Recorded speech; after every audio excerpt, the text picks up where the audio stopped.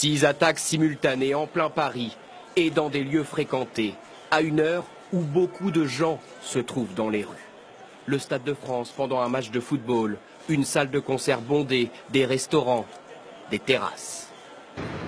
21h20 hier soir, Stade de France, un bruit assourdissant. Puis 2 autres, des explosions à bord du stade. Personne ne sait encore qu'au même moment où presque, d'autres terroristes vont passer à l'action. Ils ont choisi un quartier populaire très fréquenté en début de soirée.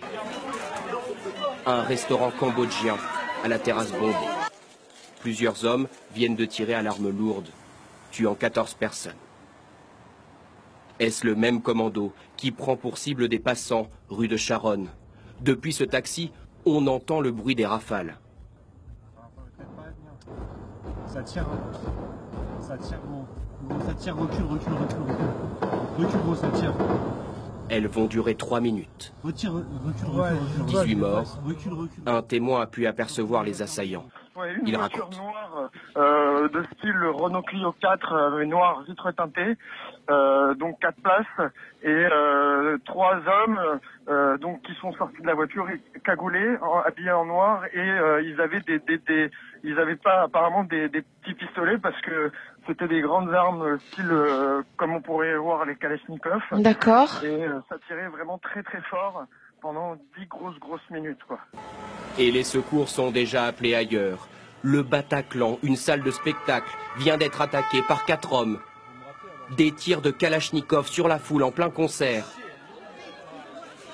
Il y avait 1500 personnes dans la salle. Une centaine de morts. Depuis l'Élysée, François Hollande déclare l'état d'urgence. Au moment où je m'exprime, des attaques terroristes d'une ampleur sans précédent sont en cours dans l'agglomération parisienne. Il y a plusieurs dizaines de tués. Il y a beaucoup de blessés. C'est une horreur. Au Bataclan, les forces de l'ordre donnent l'assaut. 3 des terroristes font sauter leur ceinture explosive. Le président de la République arrive sur place. Avec le Premier ministre, le ministre de l'Intérieur, la garde des Sceaux, les élus et la maire de Paris, être là pour mesurer ce qu'est cette tragédie, l'abomination que des barbares ont commise ici, sur plusieurs lieux de la capitale, avec la volonté de tuer le plus possible. Car dans Paris, d'autres lieux de fusillade sont signalés. Une pizzeria, rue de la Fontaine-au-Roi, dans le 11e arrondissement, et un autre passant tué, boulevard Voltaire.